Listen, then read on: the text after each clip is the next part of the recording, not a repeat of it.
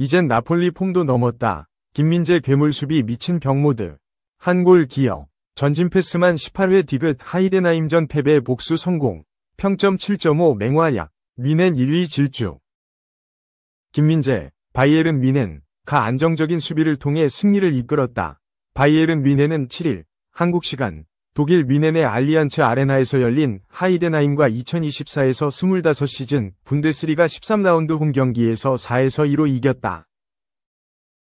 이날 승리로 바이에른 미넨은 이번 시즌 개막 13경기 연속 무패, 10승 3무를 이어가며 2위 프랑크푸르트와 승점차를 6으로 벌리며 선두 질주를 이어갔다.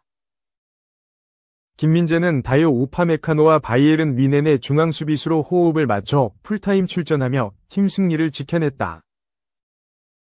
바이에른 미넨은 전반 18분 만에 코너킥 상황에서 우파메카노의 헤더 선제골이 터지며 리드를 잡았다. 전반을 1에서 0으로 마친 바이에른 미넨은 후반 5분 우파메카노의 백패스 실수로 동점골을 내줬지만 후반 11분 자말 무시알라가 페널티 지역 왼쪽으로 파고들며 때린 오른발 슈팅이 골 그물을 흔들며 다시 2에서 1로 앞서 나갔다.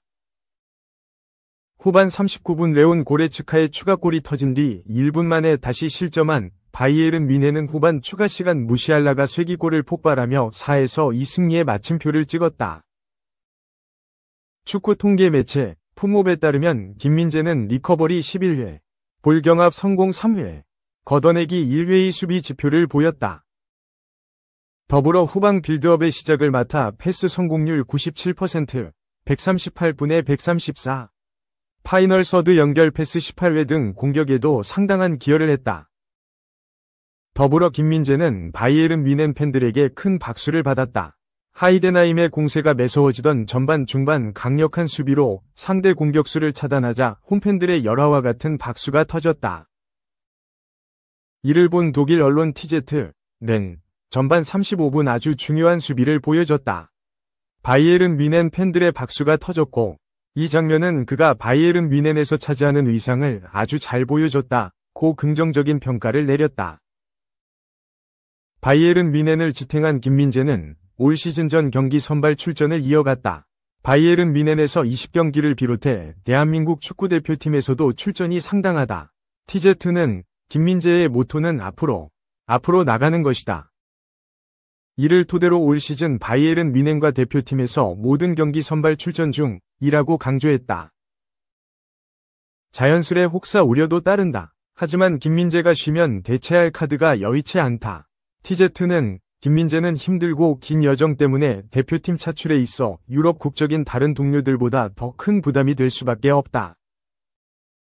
하지만 이토 히로키와 요시프 스타니시치의 부상 때문에 김민재가 숨 돌릴 틈이 없다.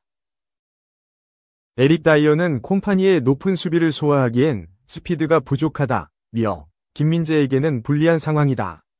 김민재는 지난달 초부터 발목 통증을 호소하고 있다. 아킬레스 부상을 안고 계속 뛰어야 한다고 했다. 그럼에도 김민재는 쉴 생각이 없다. 그는 벤치에 앉아있는 것보다 차라리 뛰는 게 낫다. 팀을 위해 무언가 할 수 있다면 최선을 다하겠다. 동료들은 내가 파이터라는 걸 알고 있다. 최대한 자주 출전해 팀에 도움이 되고 싶다. 라고 강조했다. 김민재는 이번 시즌 바이에른 미넨의 모든 경기에서 선발 출전하며 팀의 수비 핵심으로 자리 잡았다. 그의 안정적인 수비력과 공을 연결하는 빌드업 능력은 바이에른 미넨의 경기 운영에 필수적이다. 지난달 피파 산하의 국제스포츠연구소는 올 시즌 최고의 경기력을 보이는 센터백 10인을 선정했다.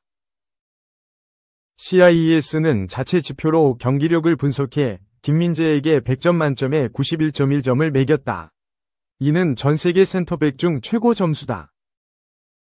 리그뿐만 아니라 유럽축구연맹 챔피언스리그에서도 그의 활약은 두드러졌다.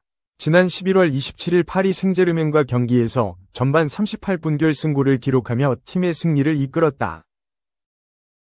이 경기에서 우에파 공식 최우수 선수로 선정된 김민재는 수비뿐만 아니라 공격에서도 뛰어난 역량을 발휘했다. 김민재의 장점은 공격적으로 라인을 높여 공격수의 공을 가로채는 것이다. 나폴리 시절 괴물, 철기둥이라는 평가를 받은 이유다.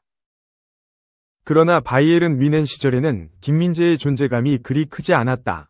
전술적으로 나폴리 시절과 김민재 활용도가 달랐기 때문이다. 토마스 투엘 전 감독은 풀백을 직선적으로 쓰는 전통적인 전술가이기 때문이다. 그러다 보니 김민재의 적극성과 공격성은 바이에른 뮌헨 수비 시스템에 어울리지 않았다. 그러나 공격적인 수비를 펼치는 뱅상 콤파니 감독 체제에서 핵심이 됐다. 콤파니 감독은 훈련 첫 주에 공격수들이 재미를 못 봤다. 그 이유는 수비수들의 역량에 있었다. 수비진의 중심인 김민재가 중요한 역할을 해내고 있다고 평가했다.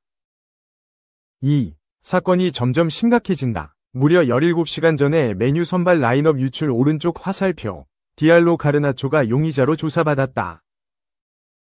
메뉴의 선발 라인업이 무려 17시간 전에 유출되면서 불안감이 커지고 있다. 영국 매체 스포츠 바이블은 16일 한국 시간 맨체스터 유나이티드가 팀 소식을 유출한 선수에 대한 조사에 착수한 가운데 후뱅 아모림이 2명의 선수를 취조했다 라고 보도했다.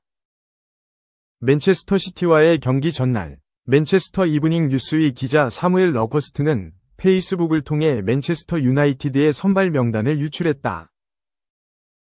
라스무스 호일룬과 메이슨 마운트가 라인업에 포함됐지만 놀랍게도 마커스 레시포드와 알레한드로 가르나초가 모두 빠져 있었다. 그리고 라인업이 유출된 지 17시간 후 후뱅 아모림은 두 선수가 부상이나 질병이 아닌 사유로 인해 경기에 출전하지 않았다고 확인했다. 메뉴가 맨시티에 2에서 1로 승리한 후 경기 후 기자회견에서 아모림은 소위 유출자를 언급하며 이를 막는 것은 불가능하다고 주장했다. 아모림은 나도 그 이야기를 알고 있다. 요즘은 클럽에 많은 사람이 있고 선수들이 에이전트와 이야기하기 때문에 해결이 불가능하다고 생각한다. 글쎄, 친구들끼리 이야기할 수 있어서 잘 모르겠다. 좋은 일은 아니지만 다음 경기로 넘어가서 그들이 다음 선발 라인업을 맞출 수 있는지 지켜보자 라고 밝혔다. 현재 메뉴는 어떤 선수가 팀 정보를 유출했는지에 대한 조사에 착수한 것으로 알려졌다. 영국 매체 더 선의 보도에 따르면 아마드 디알로와 알레한드로 가르나초가 아모림으로부터 책임 여부에 대한 질문을 받았다.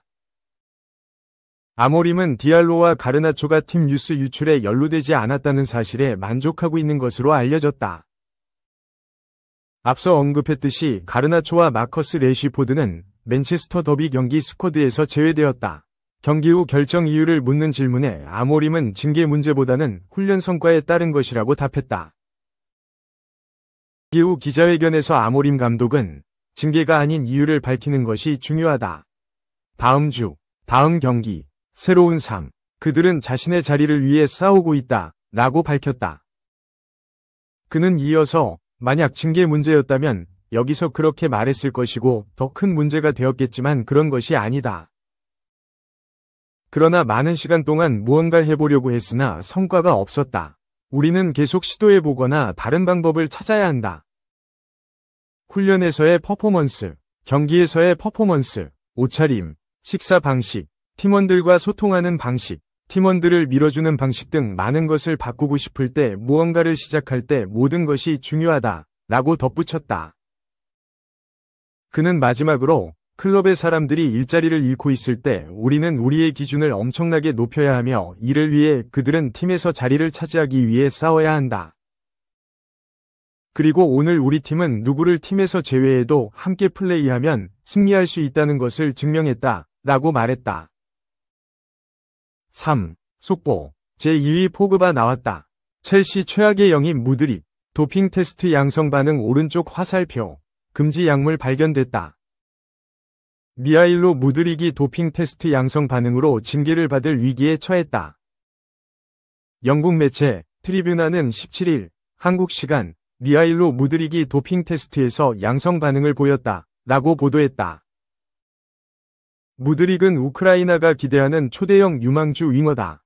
2022-2023 챔피언스리그 최고 속도 1위와 EPL 속도 3위일 정도의 빠른 스피드를 자랑하는 무드릭은 베일을 보는 듯한 드리블을 보여준다. 또한 패스 능력과 슈팅 능력이 상당히 뛰어난 선수로 샤흐타르, 우크라이나 시절 동료와의 연계와 시원시원한 슛을 보여주며 팀을 이끌었다. 이런 능력을 보여주며 첼시와 아스널에게 인기 있는 공격수로 급부상했고 첼시가 총 1억 유로, 한화 약 1345억 원을 주며 영입했다. 샤흐타르에서 보여준 능력들이 있었기에 큰 주목을 받았지만 결과는 처참했다.